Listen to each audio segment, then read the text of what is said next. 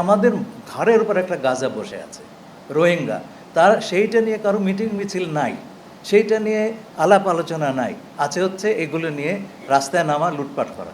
এগুলি বন্ধ করতে হবে। আমার সমস্যা আমাকে আগে সমাধান করতে হবে। হ্যাঁ, পৃথিবীর সকল নির্যাতিত মানুষের পাশে বাংলাদেশের মানুষ। আমরা যে প্রক্রিয়াতে গেছি, আমাদের স্বাধীনতা সংগ্রামের সময় সারা বিশ্বে নির্যাতিত নিপীড়িত মানুষ আমাদের পাশে দাঁড়িয়েছিলেন। এটা আমাদের ঐতিহাসিক দায়। এই দায় আমাদের সবসময় মেটাতে হবে। কিন্তু আমার ঘাড়ের উপর তো একটা সমস্যা বসে আছে, নাকি এই রোহিঙ্গার একটু কম মুসলমান আর অন্যরা একটু বেশি মুসলমান। আমার কিন্তু খুব লজ্জা লাগে যখন বাইরে আমাকে জিজ্ঞেস করে, তোমার দেশে তো রোহিঙ্গা নিয়ে কথাবার্তা নেই, তোমরা অন্য বিষয় নিয়ে কথা বলো। ভাই, আমার প্রায়োরিটি তো আমাকে বুঝতে হবে। আমি সবাইকে আহ্বান করব যে দেখুন, বাইরের কথা আলাপ নিশ্চয়ই করবেন, কিন্তু ঘরের সমস্যা এইটা নিয়ে প্রথমে দাঁড়িয়ে যাবেন, তা নাহলে পরে আমরা দেশের স্বার্থ রাখতে পারবো না।